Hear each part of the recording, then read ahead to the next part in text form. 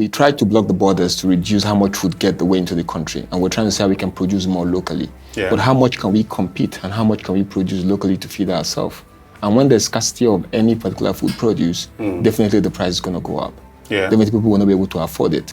Some of the food that's been imported end up getting even cheaper than what's being produced here. We have some other countries that in Africa that are producing more than what they can even feed on. And of course, we can say we don't want to encourage trade or importation from some countries that we perceive as maybe taking advantage of the situation in Nigeria. Can we look at regional food self-sufficiency? What do we have in Nigeria that other countries can benefit from? What don't we have that other countries have in excess or countries that we can benefit from? And we can trade within ourselves. Source for better ways of generating revenue. The House of Representatives is yet to approve this request.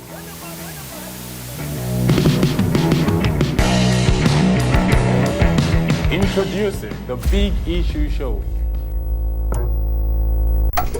Nigeria is in the midst of probably its most acute food insecure period in a very long time.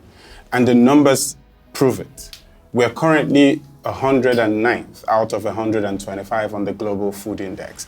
There are currently over 17 million food insecure people in Nigeria as at the year 2023. In the year 2024, we are projected to have 26.5 million food insecure people in Nigeria. So the numbers prove that we are in the midst of a very acute food insecurity problem. And that's the conversation today on The Big Issue. My name is Buchi Onyebule. More of this after this very short break. Welcome back to The Big Issue. My name is Buchi Onyebule, and this is that show where we do a deep dive into big ticket governance matters that affects all and sundry across the 36 states of the Federation, and of course you and I here in the FCT. I'm joined today by Rufus Idris, who's the country director for AGRA. And your work generally deals around food security, doesn't it? And welcome to the show. Thank you so much. I'm happy to be here. Yeah, you heard the stats that I sort of reeled out, at the beginning, and they make for very chilling reading. 109 out of 125 countries surveyed in the Global Hunger Index. You have 17 million people that are food insecure in 2023, and that's reflected a sharp rise by over 9 million increase as compared against the previous year. And then you're projecting another 26.5 million, well, not another, but projecting to get to 26.5 million in the year 2024. That also represents another sharp rise. So it's a no-brainer. We are in the midst of a food security crisis, aren't we? We are. We are in a very deep situation, and that's why you see recently that the president also declared state of emergency in food security in Nigeria. And this is not far-fetched because we've been in this situation for a long time. And will continue to be because of a lot of factors. And if you don't mind, number one factor, we could talk about our population. We have a huge population of more than 206 million people, and that's fast increasing as well. Yeah. So current production in country does not catch up with the demand. So demand currently outweighs the supply and production in country. Yeah. So we rely heavily on importation of food, more than $22 billion spent annually trying to import food to feed ourselves. We can't sustain that. And also the issue we have also is that we cannot compete locally because the productivity level is at the lowest. For most of our commodity, tomato, we talk about rice, we talk about maize, we have one of the lowest yield per hectare in the world. So we cannot continue to sustain ourselves by doing this. So there's a lot of work going to be done in terms of moving the yield from what it is now to what it needs to be if we want to double the production capacity in country. We also have big issues again, like the issue around climate change impact. Yeah, I was going to come to that, but I like the fact that you pointed to one of the issues that I actually thought we're going to engage around, which is being able to feed ourselves, right? The previous president, Muhammadu Buhari, had actually one of his the pivotal issues during his administration was an attempt to do a backward integration for us to begin to grow more, produce more, feed more, and which also led to some actions sort of like blocking the borders to prevent importation of food, raising tariffs, denying FX to importers of certain items, including some food items as well. So considering how much effort was seemingly made in the 8 years of his administration, and that's 8 years ago, we've seen the food insecurity in Nigeria continue to rise.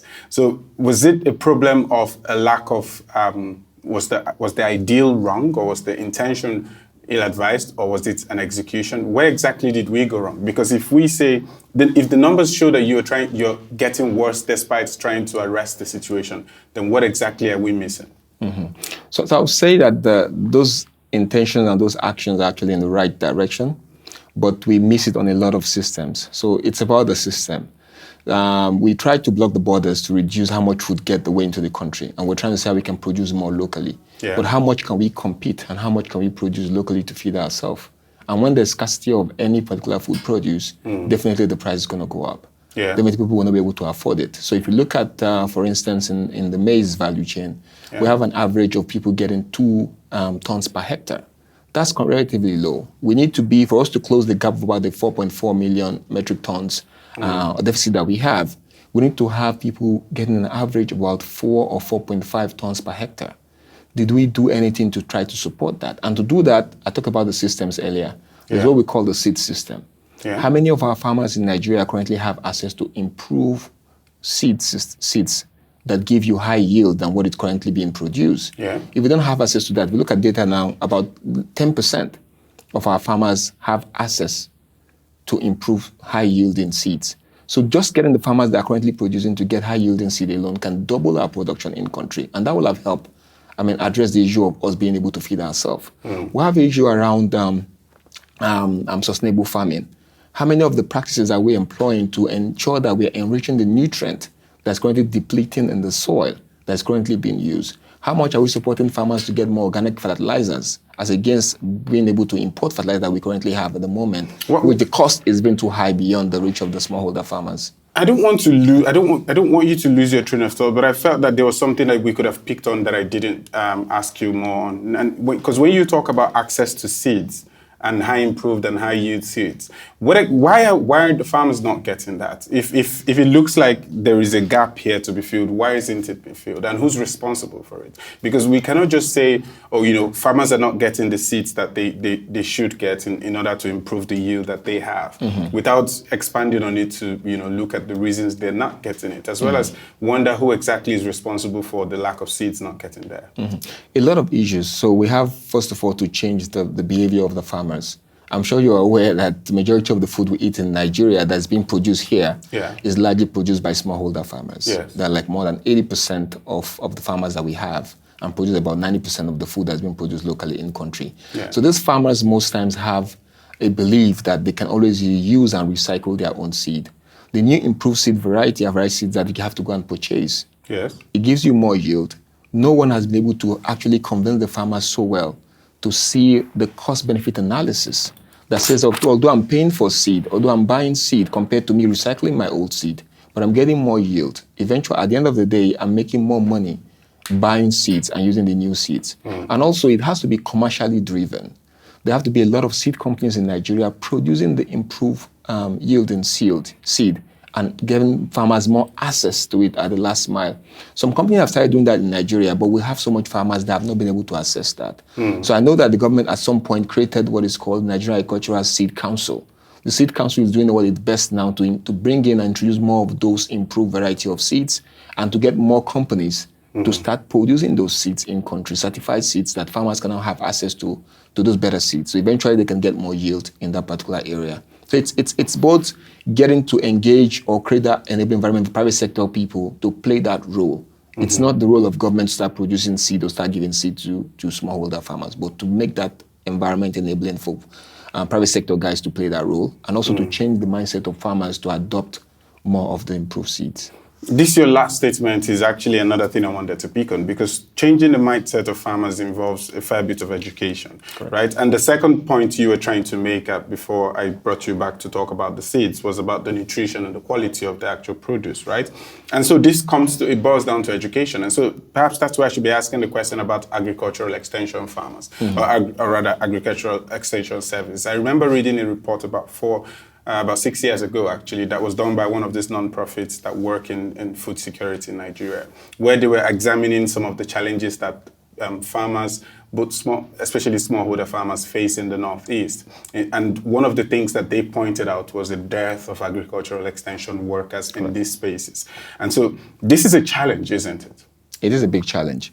And extension can actually solve most of the problems. Like I mentioned earlier, that the couple of things that actually contributing to us not being able to feed ourselves. Yeah. Extension service is very poor. I know there's been a lot of work to improve on that. It used to be public extension service agent that's only been hired and put out there by the government. Exactly. And most times they cannot reach the number of farmers that require extension services. We're having an average of one extension service provider to more than 6,000 smallholder farmers. How efficient can that be? So there's been a lot of work by many organizations also in partnership with government. For instance, AGRA started doing what we call the VBAs and the CBAs. That's the village-based advisor and the community-based advisor. Their job was mainly training them to be private sector-driven kind of extension agents that can provide services, extension services to smallholder farmers and actually have a way of making an income from it by either working through input aggregation from the input sellers and also aggregating the produce for the off-takers and processors that want to buy from the smallholder farmers.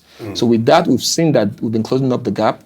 The gap is still around one extension service provider to about 4,000 plus smallholder farmers, which is still huge.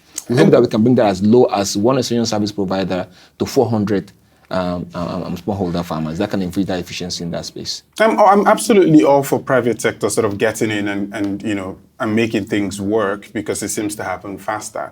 But I'm also very loath to ignore the clear failure in government because if you and I can clearly see that some of the challenges here can be mitigated by having proper agricultural extension farmers that are not just capable, but also enough to go round. These are just, it's employment, right? And every year, this government, whether it's the federal government or the state government, the public service keeps expanding. But clearly, the public service is not expanding in this particular aspect that is actually this important, right? So this is a clear dereliction of duty on the part of government.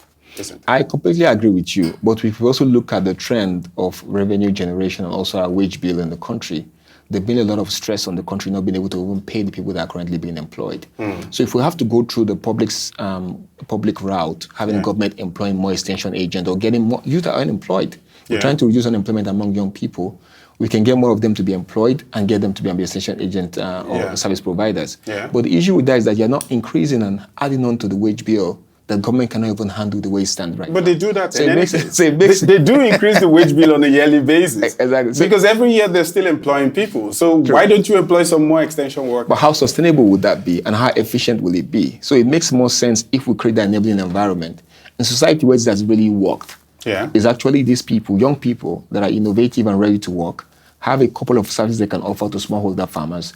Not the farmers paying for those services directly, but you have people that want to sell seeds, sell inputs, sell fertilizer to the farmers. Now see that you have a large farmer base that you can help introduce their product to. At the same time, the off-takers, the processors also see you as someone that can aggregate volume for them from the smallholder farmer that they can buy from you. But that way it's a win-win. The private sector guys get what they want, the farmers get the service they need, the extension person also get to make an income from it, and it now is more viable and more enticing for them to want to remain in that particular space. But I'm not saying government shouldn't intervene. Government will still have to support that particular process if we must provide that kind of support for smallholder farmers. Okay, let's talk about another challenge that many people have talked about, and when you look at the numbers, you're inclined to agree. That's climate change. This is not a threat that faces only Nigeria, for example. It faces everywhere, right? The change in the climate and how it affects farmers across the country. In parts of the North Central, we can see where floods are actually devastating farmers' crops. In the Southeast, erosion is eroding entire farmlands and communities. So it's a very clear case, situation with climate change. Right. But we cannot sit down, fold our hands, sing kumbaya, and then keep wailing about it. How can we mitigate some of the issues around climate change, for example? The impact of climate change on agriculture and also on our food system is huge. If you look at some of the projection, we have it that by 2030, it's going to cost us about 30% of our GDP. That's about $460 billion US. We can't afford that. So what we can do, and what I think has been happening, is that to introduce the farmers to more climate-smart agricultural practices. It starts from the seed. Can they have access to more variety of seeds that are more resistant to some of this climate change impact? Some seed that can stand flood, that can stand so much water, that can stand even drought when there's not enough water in the soil because of this variability in the rainfall pattern that we see lately. How do we also support smallholder farmers to be able to insure their farms? Because the way it is now, you see what happened in 2022 and also some part of 2023 where flood washed away a lot of farmland. These are farmers' investment. So how do we ensure that the farmers have insurance that can at least compensate them, not just for the investment that they have there, for the anticipated yield that they're supposed to get from that particular space as well, is also another factor that's been put into play. And also get farmers to also be able to get access to weather forecast and weather advisory services. So you get to know when the flood is coming. You get to know when it's going to rain on a daily basis or when it's going to be windy. So it helps you to plan what farming activities is better done on a day where it's going to be windy or a day that's going to be rainy as well. So I think there's a lot of support that can be done and support farmers. Start from being resilience practices that can help them actually handle some of those things would be a best way to go as we move forward. But again, climate change impact is here, is seriously affecting most of our smallholder farmers. We've seen the impact even in terms of yield. We've seen the impact even in terms of people even not even to calculate exactly when to plant. Because missing just a day in the pattern of rainfall in the farming can cost you dearly in terms of the yield that you get from that. And a very important part, I know you're going to talk about that very soon as well, that's affecting our food security challenge in the country is insecurity. Yeah. Farmers can go to farm. It's scary. And you need to be able to get to farm to be safe that you can go and produce for you to feed the country. So insecurity is also a very, very big one.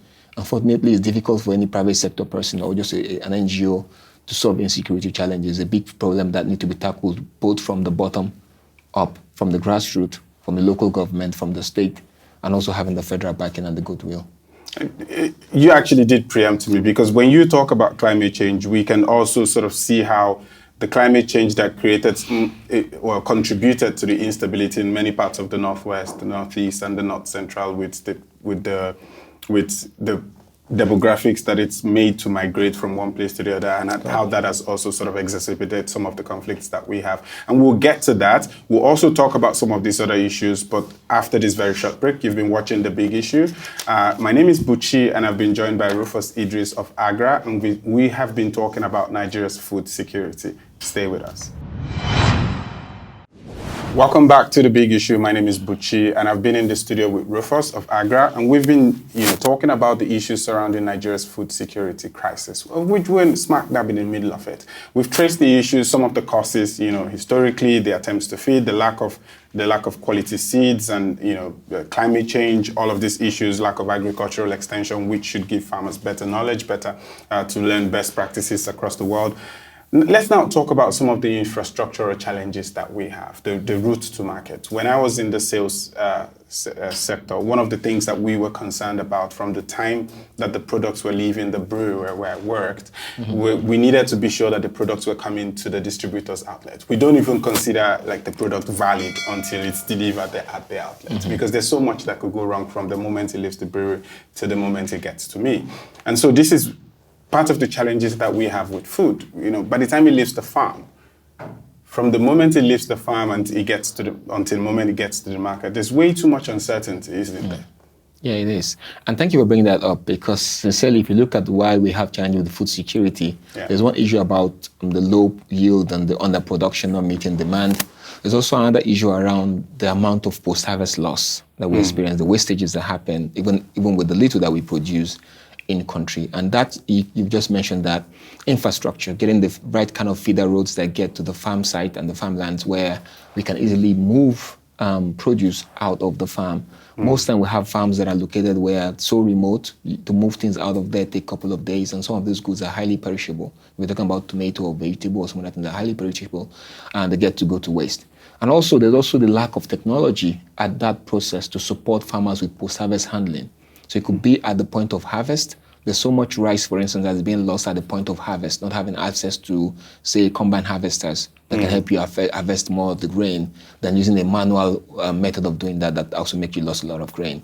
There's also issue of, for instance, post-harvest loss in tomato value chain, for instance, from the point of getting it from the farm to getting out of there and the way it's been handled. So post-harvest handling at the farm site is very, very important. The issue around storage system. If we don't have good enough storage system where farmers can actually even store or warehouse some of their produce before it gets to the end market, is also a big challenge that happens within that space as well.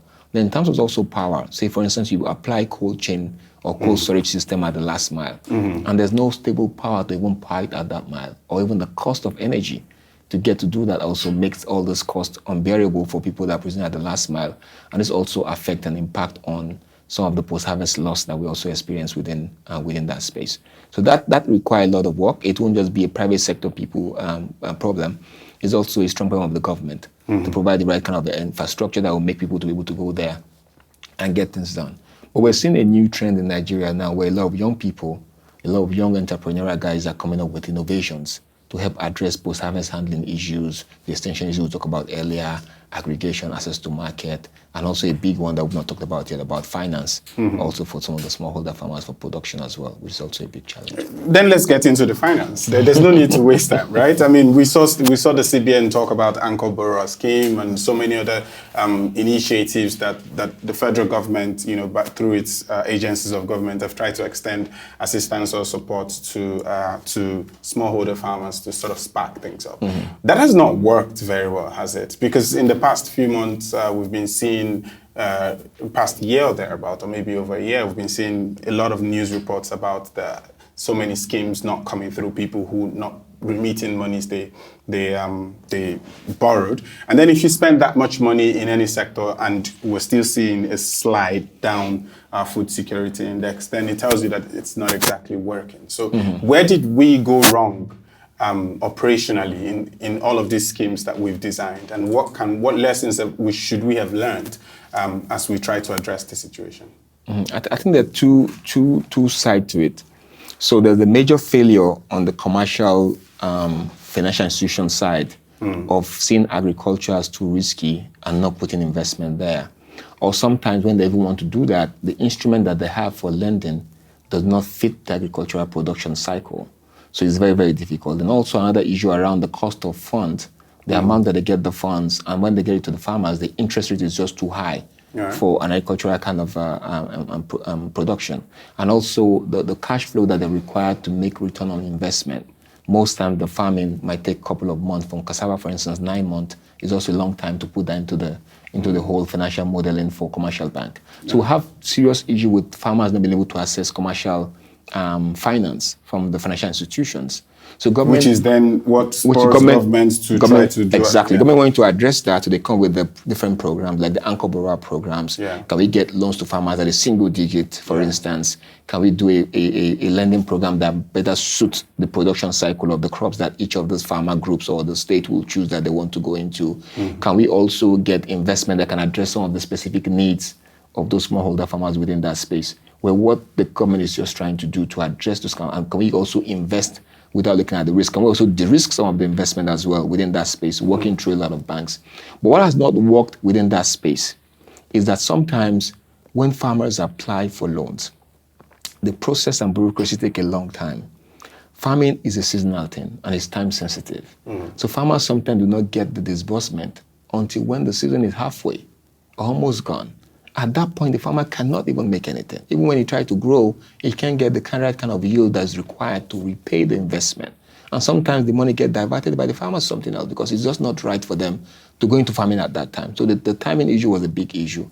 And also the monitoring of that process was also questionable. Yes, it was designed in such a way that there will be an anchor that commits to offtake or to buy from the farmers, and the farmers produce. And most times you don't give the farmers the cash, you try to give them through input. And so there's so many things in that process. The quality of the input that the farmers get, the quantities that they get, at what time do they get it, and who monitors the production. And farmers have their own, some things on their own side. Because it comes through all loan, and the loan are given through input, and there's a fixed price that's supposed to sell the produce, they side sell. They decide to just get the produce and side sell. That way they can evade paying back some of those loans because it has a strong government commitment into it. So it's not like a government like G that's coming to, oh, this is my own share of the national cake.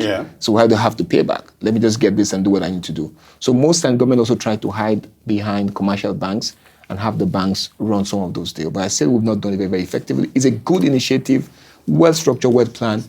Like we know in Nigeria, we have a lot of nice plan, nice policy, nice framework. We always have issue and get it wrong in the implementation. The beauty of your plan is only as good as the firmness of your execution plan. Because if your plan doesn't contain proper execution components, how good is the plan? So that's why I often push back when people say Nigeria has so much planning, just execution. Because I mean, execution should be part of your plan. So when we talk about financing, that goes to farmers, right? Because when we talk about food security, most of us are constantly thinking farmers in their farms, you know, people who plant the crops that come out. But animal husbandry is also farming, right? And this is part of the conflict that actually affects our food security. You know, at every point in time when there are conversations about creating ranches for itinerant herders, right? One of the usual responses is, you know, ranching is quite expensive. You know, it's not so easy to do. And then you say, well, government should be coming in here. And this is part of the issue, isn't it? Because if we're not able to fund or, you know, give the similar support that we are supposedly giving to farmers here to enable these ranches be set up or in ways that will cost less to those who run these businesses, it's part of government failure too, isn't it? That's correct. So if we talk about the food system, like you just mentioned, it involved not just the crops side of things, also the livestock, like you just mentioned. Yeah. And if we talk about even not just food security, nutrition security, yes, the livestock space also play a lot of role in trying to make that happen. So the challenge that we've had in the livestock space, and like you mentioned earlier, has been a strong impact of climate change on us. But most times people often bring politics into it and make it look like it's a regional clash thing and it's a political thing. I think, and I strongly believe from evidence, that it's purely a climate change and economic shock issues. One, the farmer, the livestock or the herders are looking for just water and grass. They need water and grass desperately. And most time when there's drought in the northern part of the country, they're busy moving and traveling, trying to search for water and grass. And in that process, they come in contact with farmers that are growing their own crops. And the clash always happen. So what we're saying is that there's no way we can still embrace and support the idea of farmers herders just grazing everywhere. There has to be the idea of ranching, and government have to heavily support that process. There's the NLTP program, a National Livestock Transmission Program that the government started during the last administration. I think it's a very beautiful idea. They're looking at a lot of the reserves around different states in Nigeria and trying to convert those into ranches. So in that ranch, you make available grass, you make available water. And you can even train the farmers in some of those areas to actually grow some of the grass, that they can now have a business relationship with even the herders that buy some of this grass for them to feed their animals, and they have a vice versa within both. So you create an ecosystem. Ecosystem where we're now living in harmony. We're doing business together. I'm growing some of the feed that feed your animal. I could buy the animals from you sometimes. You could buy some of my crops from me at some point. So it's more of a mutual coexistence that happen within that space. I love how young people also can be empowered to produce some of those things. You know, it's basic technology that we can use to produce some of the food to address some of these challenges. So to me, I think it's important to look at that particular sector, because if you look at what's going on within, for instance, the poultry sector in Nigeria is huge in terms of the consumption, either meat or in terms of egg. Yeah. And even look at, for instance, in the cattle or even the small ruminant is also a huge part. We consume a lot of those in this country. And when we cannot meet that demand locally, there's been a lot of importation through informal means that come in through most of our northern borders into the country just to get us to get our normal meat requirement or protein requirement through livestock. I'm glad you've shepherded me through towards the conversation around importation, because what we've been talking about is we've traced history, we've looked at all of the deep infrastructural and systemic issues. All of these are well and good. They're intellectual arguments, they're insightful, but they're not going to present food on our tables tomorrow, right? The projected 26.5 million people who will be food insecure in the year 2024, they're not going to be fed by all of these ideals, all of these deep systemic issues, even though they're important. So I think the question I want to now ask you is, what is the immediate gain that we can make now? Because we're talking about starvation and people not being able to eat, and the knock-on effects are really huge in terms of those who will have malnutrition or people who can have food-related illnesses and whatnot. So what can we do now? What are our short-term gains that we can use to improve the situation immediately? Importation of food? I think the short-term gain will not be just importation of food.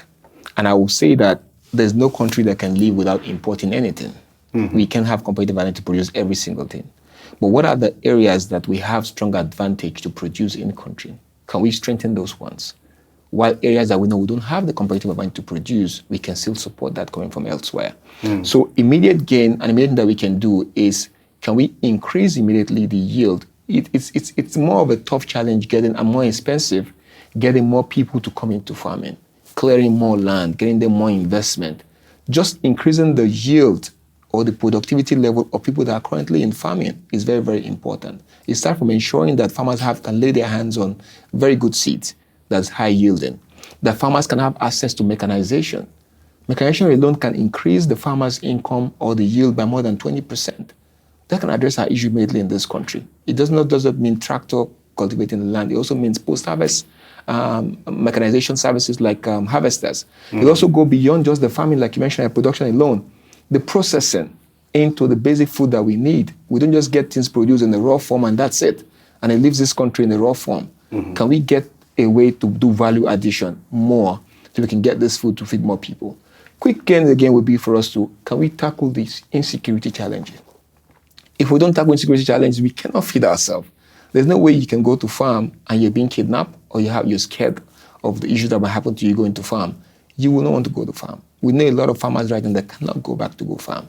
So that's some of our immediate gain that we can do. And I know that the government has mentioned a couple of things, trying to get seed to smallholder farmers, trying to support mechanization, trying to ensure that every state or every local government have some kind of land committed to growing basic food that we want to look at. I don't talk about maize, they're talking about rice, they're talking about wheat, they're talking about cassava, that they want to ensure that that's being done immediately. And I heard the president just mentioned last week that he is not going to support importation of food. But at this point, it's very, very challenging because if you look at also what happened within that play, some of the food that's been imported end up getting even cheaper than what's being produced here. The yield, we're not competing enough. The yield is lower. Someone can make 10 times more of that yield in another country. So it's more competitive than per hectare. Then the other part of it is that not just the yield, some of those countries actually subsidize agriculture. So the cost of producing some of those food is cheaper. And that's what we're trying to avoid in our petroleum space. We were subsidizing petroleum or crude oil here and petroleum product here, and neighboring countries were buying our oil and saving. The same way people are bringing agricultural produce from where it's been subsidized and it's getting cheaper, and our farmers are struggling to compete with the price point. Yeah, and perhaps this is why I'm not in government, because that particular headache is one that I do not know that I'll be able to sacrifice short-term fixes, for long-term gains, because I understand the logic, right? You're trying to grow your agricultural sector, you're trying to make sure that your farmers can compete, you're trying to do all of this, but you have an immediate situation in terms of people being able to literally feed. And this is also in the middle of one of our worst inflationary periods in a long, long time. So we have subsidy on fuel that's been removed, subsidy on FX that has been removed, where we have a galloping inflation, and we have a food security challenge. So this is a cocktail of issues where I'm not so sure how much latitude the president has to be able to say, well, I'm not a fan of importation, because people have to eat tomorrow, not necessarily wait for 2025 when any of the long-term fixes might have taken root. So we know, you and I know very, very well that when the president talks about not supporting importation of food, he's talking about the structured and the formal importation of food. On a daily basis in this country, we know informal importation of food happens through our land borders. People bringing in all kinds of foods from different parts of our borders that we have on the land. So I know that it's going to be challenging to say we're just going to be food. We're not food self-sufficient yet. So just locking the borders and say, hey, let's feed ourselves, it's a very, very challenging one. But isn't that part of what makes it more expensive? Because if you have to smuggle these foods in from borders where you're not taking it the right way through, clearing, making it easy for you, where you can bring them in larger quantities, it's going to still be expensive. And like I said before, we have a huge economic cash crunch where people can barely afford it. And so isn't the quickest route out of this to make sure that people can actually buy food to eat? So that's some of those other reasons why we have to consider also regional trade with other African countries. The African Continental Free Trade Agreement that was signed, it's always about that. We have some other countries that in Africa that are more than food self-sufficient, that are producing more than what they can even feed on. And of course, we can say we don't want to encourage trade or importation from some countries that we perceive as maybe taking advantage of the situation in Nigeria. But within ourselves, so most times I think the idea should be, can we look at regional food self-sufficiency? What do we have in Nigeria that other countries can benefit from? What don't we have that other countries have in excess or countries that we can benefit from? And we can trade within ourselves. I know there's been a little reluctant on the part of the government to want to even fully commit to that thereafter, because there's a lot of concern about Nigeria might not be the best benefiting country from it. But I don't think so if we look at it very critically. It's all give and take. It's a win-win situation where we have some part where we're going to gain and some part where definitely we're going to take a hit on it. But I'm saying that it's going to take time. Like you said, it's not going to happen overnight feeding ourselves. It takes time to sow a seed and for it to grow and for it to germinate and for us to cultivate it. Exactly. So if we do not have the luxury of time, and I honestly do not think that we have the luxury of time, what are the quick fixes that we can do to make sure that we have food available tomorrow? I mean, well, not literally tomorrow as per 24 hours from now, but that where we do not have to wait for some of these more systemic or structural issues to begin to take place. Because I believe that we can chew and walk at the same time. We can actually, try to improve the systems, the structure, all of these deeper infrastructural issues that we want to fix. But we can also try to fix in the intermediate, the availability of food and the prices of food. So what are the quick fixes for us? If you were responsible for this, what is your first quick fix? I think immediately we just need to take stock immediately. And first of all, see what we are producing very, very well and how can we ramp up the production at that particular point, and see what is still escaping through the borders of this country and how do we keep them here. And also look at a regional continental kind of trade that I can do with other countries that are neighboring to Nigeria, and what we can get in to feed the population. But set ourselves the immediate short-term goal, the medium-term and the long-term. So I think the immediate term will still be that we cannot just shut the border and say we cannot import food tomorrow morning. Food still have to come in. And I don't think also there's a strong ban completely on food not coming in, just that we're restricting FX for foods that we feel we have advantage or competitive advantage to produce in Nigeria. You understand? So I would say yes, we will still allow some level of food getting the way into the country, but set a target for ourselves in next 1 year, in how much yield do you want to increase? How do we want to ramp up our production in the next 2 years, in the next 3 years? Then we know, okay, in the next 5 years, we're going to be full self-sufficient. In 5 years' time, our rice production will be XYZ, maize production will be XYZ, cowpea will be XYZ, millet will be XYZ, soybean will be XYZ, tomato will be XYZ. And that we can work towards what do we need, what is broken in the system. It's about just fixing what and what is broken. Where we have issue of under mechanization, how do we support that? Where we have issue about finance, how do we support finance that actually work for smallholder farmers to produce? Where we have issue with the market in terms of processing, value addition, what do we do to support that? There's a lot of component of that right now in what the government is trying to do. I just think it will not happen overnight, and it will just change. We can't just tomorrow morning and say, hey, we have enough food to feed ourselves now going forward. I mean, I would absolutely love to wake up tomorrow morning and find that there's enough food to feed ourselves. But the longer, we just have to face reality that it's not going to happen tomorrow morning, like you said. And hopefully some of these quick fixes or immediate actions that you're recommending, hopefully some of them can happen and then take root, and then we can begin to address some of the more structural issues. I think that this is a very good base to begin our conversation around food and then extend that into agriculture and perhaps even talk about the NLTP much later on. And so at this point, we'll draw the curtain on the show. Thank you very, very much, Idris, for joining and for providing such insights. Thank you so much. I'm happy to be here. All right. Rufus Idris is the Country Director for AGRA, and their work revolves around food security on the continent.